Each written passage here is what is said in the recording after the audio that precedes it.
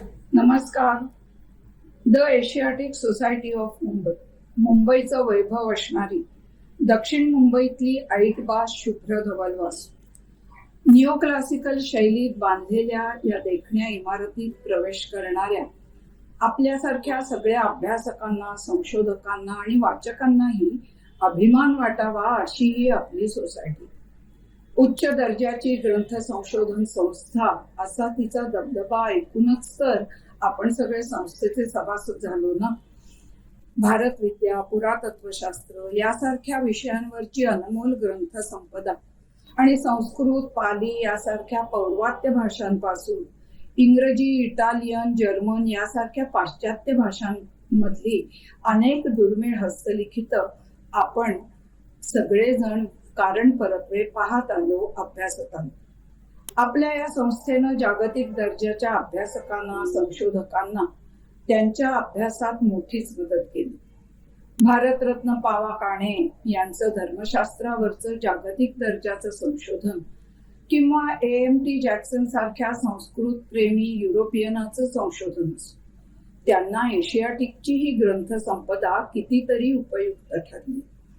दुर्गाबाई भागवतांसारख्या संशोधिकेला तर लोकसाहित्याचा अभ्यास करताना एशियाटिक सोसायटी हे आपलं दुसरं घरच आहे असं वाटत आलं. पण आज मात्र ज्ञानाची ही पाणपोई जराशी आटल्यासारखी भासते. तिच्यासमोर बदलत्या परिस्थितीची वेगवेगळी आव्हानं उठी. या आव्हानांना तोंड देत या संस्थेला पुन्हा तिचं पूर्ववैभव प्राप्त करून देणं हे आज आपल्या सगळ्या सभासदांचं कर्तव्य. संस्थेची पूर्व परंपरा टिकवायची आहे आणि ती परंपरा वर्धिष्णू कशी होईल, तिची नव्या पिढीशी नाळ कशी जोडता येईल याचाही विचार करायचा. या वर्तमानातल्या बदललेल्या नवीन जीवनशैलीशी तिची ओळख करून देऊन तिला आपल्याला अधिक कार्यप्रवृत्त करायची.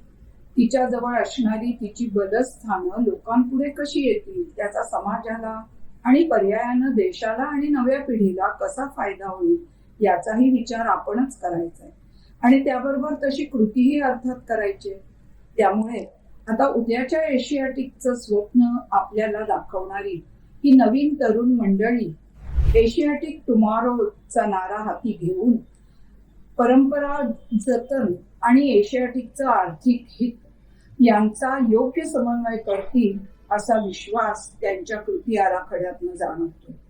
आपण त्यांना आपल्या मतदानानं बळ देऊया आणि आपल्या सोसायटीची जबाबदारी चांगल्या हाती सोपवूया. नमस्कार.